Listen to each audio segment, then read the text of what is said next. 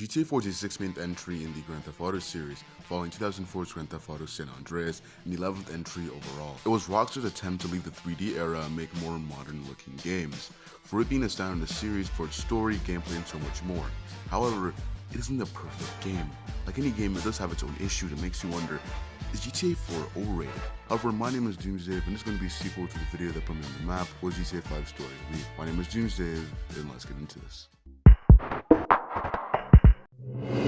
Before I get into what I think makes GTA 4 not the perfect game it is, let me talk about what this game does right, and in some cases, perfectly.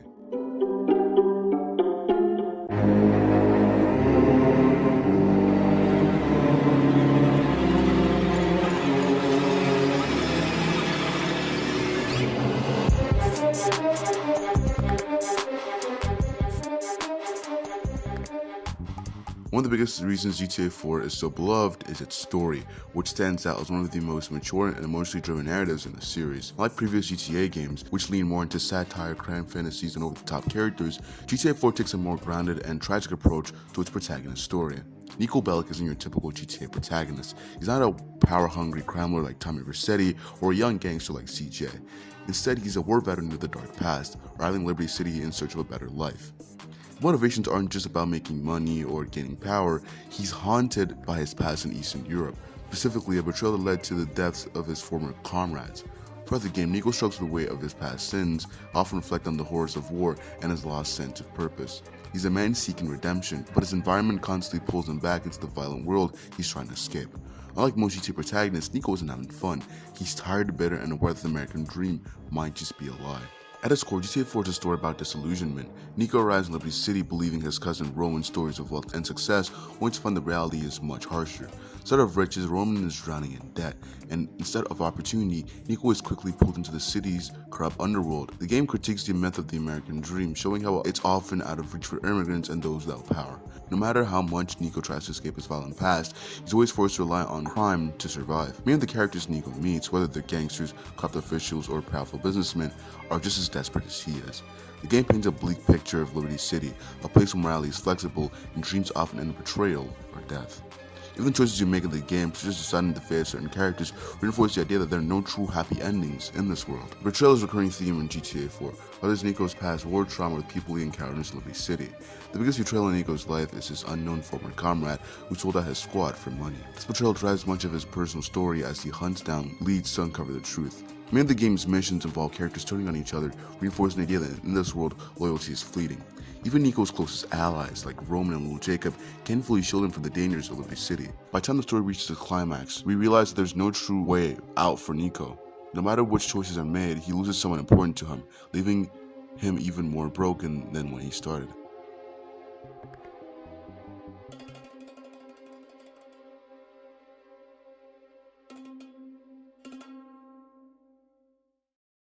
One of GTA 4's most impressive achievements is its version of Liberty City, which felt like a real living world rather than just a backdrop for missions. Unlike the more game-like structures of previous GTA cities, Liberty City in GTA 4 was designed with an unmatched level of realism and immersion for its time. It had a dense and detailed world. Every street, alleyway, and building felt carefully crafted to reflect the gritty, urban environment of New York City. From the towering skyscrapers of Algonquin to the rundown streets of Bohan, each area had its own character and atmosphere. It also had pretty lively NPCs. Pedestrians didn't just walk aimlessly, they engaged in activities like reading newspapers, getting to arguments, or calling cabs. Some people acted differently than Niko depending on the time of day or his actions. It also had a dynamic weather and day-night cycle. Rain made the streets shine, fog reduced visibility, and the nighttime glow of Liberty City added to the game's immersive atmosphere. Even though GTA 5 later expanded on the open world formula, Liberty City in GTA 4 had a unique sense of realism and density that many fans still appreciate today. One of the biggest technical leaps in GTA 4 was the use of the Euphoria physics engine, which made character movement, car crashes, and gunfights feel more realistic and unpredictable.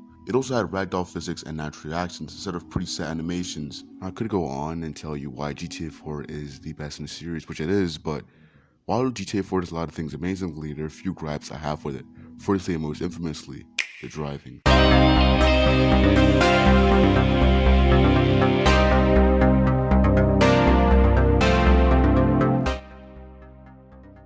While some players appreciate the added realism, others found the handling too sluggish and difficult, especially compared to the more arcade-like feel of GTA 5.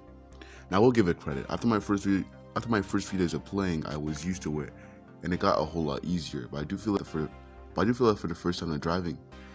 But I do feel that for the first time, driving a GTA game wasn't really fun, more like a task or a chore. Which in this game is definitely where this all really shows. I hate dunking on GTA 4, especially knowing how much I love it and you love it. This is how I felt for a while, and I'll be the second to admit it.